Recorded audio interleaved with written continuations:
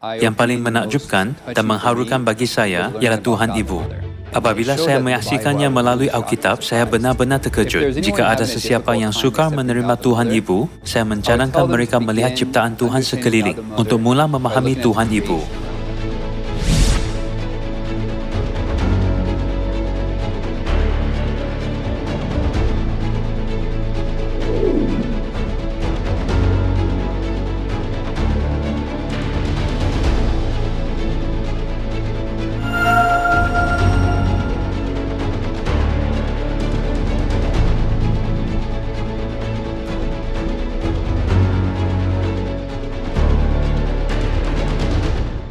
Didikan agama saya sangat unik. Saya dibesarkan dalam keluarga pastor. Bapa saya, datuk saya, datuk moyang saya, dan moyang saya. Mereka semua ialah pastor atau pelayan gereja. Sejak kecil saya secara kerap membaca dan belajar Alkitab, pergi gereja, serta berdoa sebelum tidur. Saya sentiasa berasa bahawa saya dihubungkan dengan Tuhan secara rohani.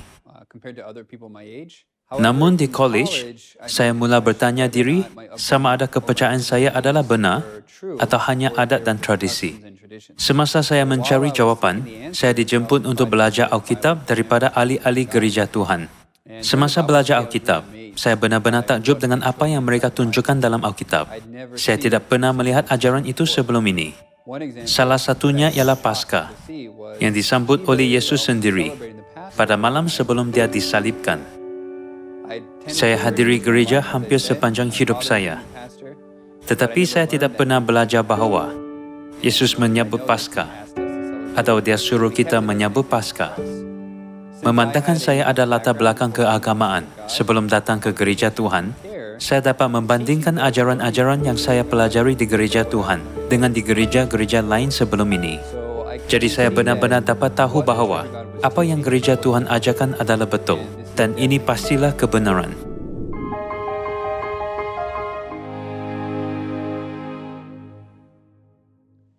Antara semua perkara yang saya pelajari di gereja Tuhan, apa yang paling menakjubkan dan paling mengharukan bagi saya ialah Tuhan Ibu. Memandangkan saya ada latar belakang agama dan telah belajar Alkitab secara meluas, saya selalu berasa bahawa penjelasan gereja-gereja adalah sangat kering dan sangat biasa. Terutamanya tentang Yerusalem baru dalam buku Wahyu bab 1 dan bab 22.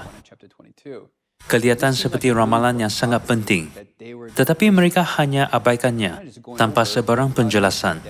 Jadi, apabila gereja Tuhan menunjukkan kepada saya melalui Alkitab bahawa Yerusalem baru dalam buku Wahyu ialah Ibu Syurgawi, saya berasa amat terkejut. Itu amat menakjubkan kerana kita selalu pergi ke gereja dan percaya kepada Tuhan Bapa, tetapi Alkitab membuktikan Ibu Syurgawi, iaitu Tuhan Ibu. Apabila saya pelajari bahawa Yerusalem baru, pengantin perempuan, iaitu mempelai anak domba ialah Ibu Syurgawi, dan dia telah dibuktikan sejak permulaan buku Kejadian, semasa Tuhan berkata, baiklah kita menjadikan manusia menurut gambar dan rupa kita, saya sangat terkejut. Tuhan Ibu dibuktikan dari buku pertama Kejadian hingga buku terakhir Wahyu. Saya dapat memahami bahawa kesaksian Tuhan Ibu adalah dari permulaan Alkitab, yang dipenuhi dalam seluruh kitab suci. Selepas mempelajari dan melihat itu dalam seluruh Alkitab, akhirnya kepingan susun suai gambar yang saya hilang dalam kehidupan iman saya berkumpul bersama.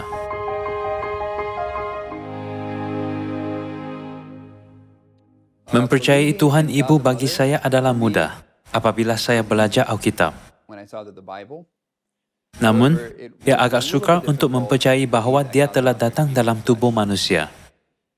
Cara yang membolehkan saya fahami adalah dengan melihat kembali apa yang berlaku pada Yesus 2000 tahun dahulu.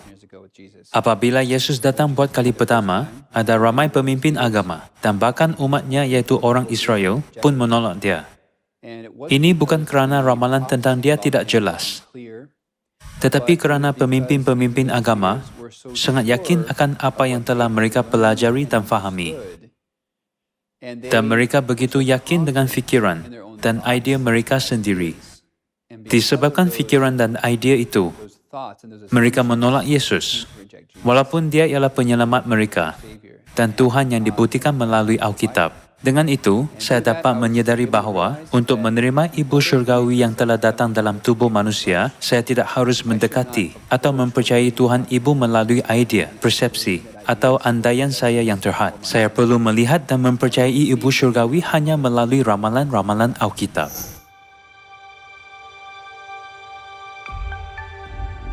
Jika ada sesiapa yang sukar menerima Tuhan Ibu, saya mencadangkan mereka melihat ciptaan Tuhan sekeliling untuk mula memahami Tuhan Ibu. Segala-gala yang di bumi ini diciptakan oleh kehendak Tuhan. Penciptaan itu sendiri ialah guru untuk memberitahu kita siapakah Tuhan. Dan salah satu perkara yang Tuhan tunjukkan kepada kita dalam penciptaan ialah Dia menciptakan ibu untuk memberikan kehidupan kepada anak-anak.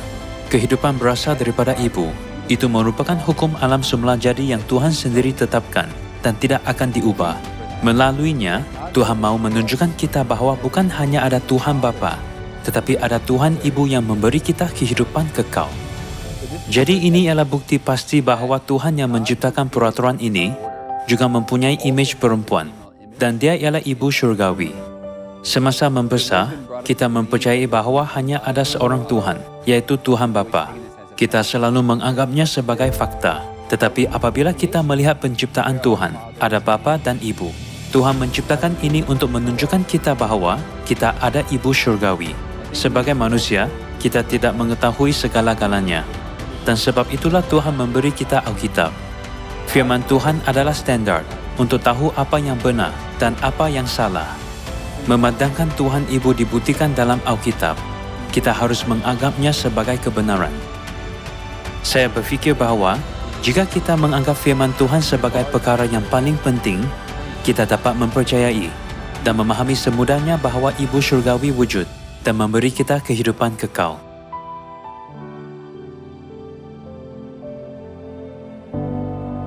Selepas datang ke gereja Tuhan, saya jauh lebih gembira. Saya menjadi orang yang lebih positif. Juga saya jauh lebih yakin daripada sebelum datang ke gereja Tuhan.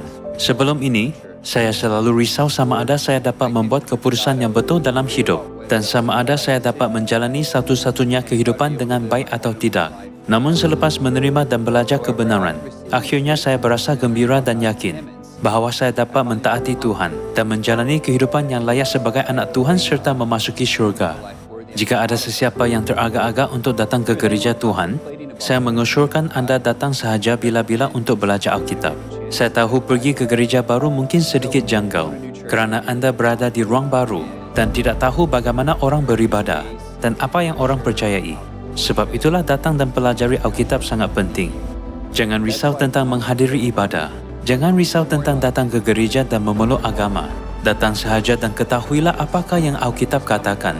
Saya percaya bahawa anda akan dapat mengalami kegembiraan, mengetahui bahawa anda menerima rahmat dan kasih Tuhan menurut Alkitab.